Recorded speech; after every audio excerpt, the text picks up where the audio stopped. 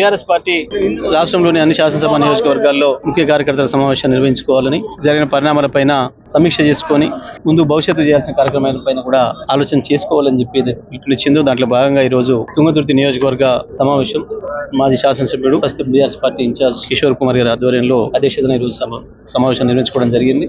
కార్యకర్తలలో మళ్ళీ తిరిగి పూర్తి విశ్వాసం నెలకొల్పే విధంగా చాలా ఉత్సాహకరమైన వాతావరణంలో ఈ సమావేశం జరిగింది. బీఆర్ఎస్ పార్టీ కార్యకర్తల్లో ఇంకా అదే పోరాట స్ఫూర్తి ఉన్నది.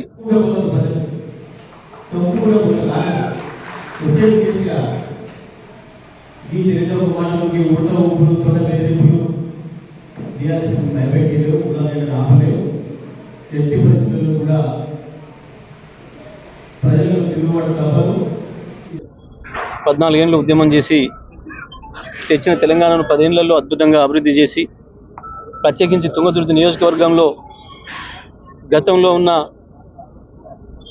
అన్ని రాజకీయ కక్షల్ని అన్నిటి కూడా రూపుమాపి గ్రామాలలో ఎక్కడ కూడా ఒక చిన్న ఘర్షణ లేకుండా అన్ని పార్టీలను కలుపుకొని సమానమైన అభివృద్ధి చేయటమే కాకుండా గతంలో రోడ్లు లేని గ్రామాలకు తండాలకు కూడా రోడ్లు వేసి అన్ని రకాల సంక్షేమ కార్యక్రమాలు అందించి ప్రత్యేకించి గోదావరి జలాలను కూడా తీసుకొచ్చి ఇవాళ తుంగతుర్తి బిల్లును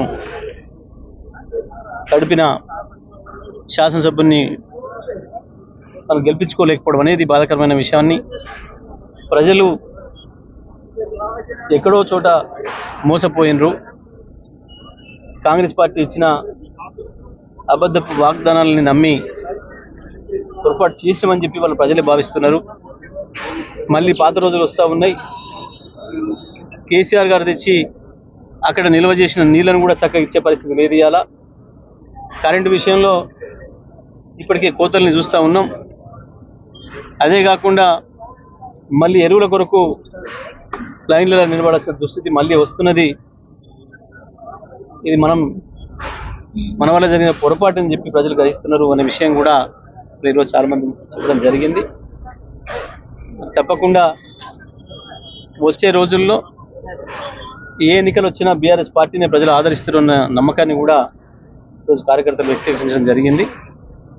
దాంతోపాటు ఏదైతే కృష్ణా జలాల్లో మన హక్కుల్ని కాపాడడంలో రాష్ట్ర ప్రభుత్వం విఫలమైంది, మన అధికారాల్ని కేంద్రానికి దారాదత్తం చేసి వచ్చింది, శాశ్వతంగా తెలంగాణ 5 జిల్లాలకు ద్రోహం చేసే పద్ధతుల్లో ఇవాళ రాష్ట్ర ప్రభుత్వం వ్యవహరించింది.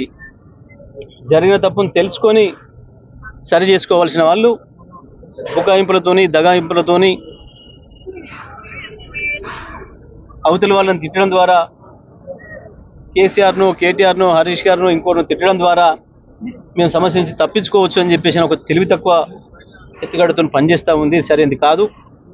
తప్పకుండా ప్రజల్లో దీనికి సంబంధించి అన్ని విషయాలను కూడా వివరించాలి, రాబోయే ప్రమాదాలను చెప్పాలి అని చెప్పి కేసీఆర్ గారు నల్గొండలో ఒక బహిరంగ సభను ఏర్పాటు చేసుకొని దాని ద్వారా ఆ ప్రాంత రైతాంగాన్ని అందరినీ కూడా సమీకరించి వారికి విషయాలని తేటతెల్లం చేయాలి, రాబోయే ప్రమాదం గురించి వాళ్ళని చైతన్యవంతం చేయాలి, ప్రజల తిరుగుబాటుతోనే దేనైనా సాధించవచ్చు.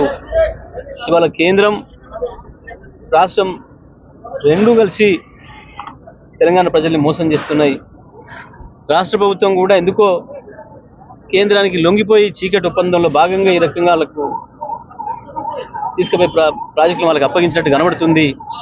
ఈ అన్ని విషయాలను కూడా బహిరంగపరచడం కొరకే మరి 13వ తారీఖు నాడు మధ్యాహ్నం నల్లగొండలో బహిరంగ సభను ఏర్పాటు చేయడం జరిగింది. దాంట్లో కేసీఆర్ గారు కూడా పాల్గొంటారు, ప్రసంగిస్తారు, అన్ని విషయాలు రైతులతో పంచుకుంటారు. మరి దానికి తుంగతుర్తి నుంచి కూడా పెద్ద ఎత్తున కదలటానికి మరి ప్రజలు రైతులు కూడా సంసిద్ధులు చేయాలని చెప్పి ఈరోజు మాట్లాడుకోవడం జరిగింది. రాష్ట్ర ప్రభుత్వాన్ని ఇప్పటికైనా మేము హెచ్చరిస్తూ ఉన్నాం. జరిగిన తప్పును తెలుసుకోండి, అందరినీ కలుపుకొని ఎట్లా మన హక్కుల్ని కాపాడుకోవాలనో ఆలోచన చేయండి. కానీ ఏదో వీధి ఫైటింగ్ లాగా, వీధి కొట్లాటలాగా ఇది రాజకీయ పార్టీల మధ్యన కొట్లాటకు సంబంధించిన అంశం కాదు. ఇదేదో కేసీఆర్ మీదనో టీఆర్ఎస్ మీదనో బురద వేస్తాం, బురద వెళ్తాం, మేము తప్పించుకుంటాం అనుకుంటే తెలివి తక్కువతనం అవుతుంది. 10 ఏళ్ళు కేసీఆర్ కాపాడిండు, దాన్ని నిలబెట్టడానికి మీరు ఏం చేయాలో ప్రయత్నం చేయండి తప్ప తెలివి తక్కువ పనులు చేస్తే మీరు శాశ్వతమైన ద్రోహులుగా మిగిలిపోతారు, తెలంగాణకి శాశ్వతంగా తెలంగాణ రైతాంగానికి ద్రోహం చేసిన వాళ్ళు అవుతారనే విషయాన్ని గుర్తుపెట్టుకోవాలని చెప్పి కూడా హెచ్చరిస్తాం.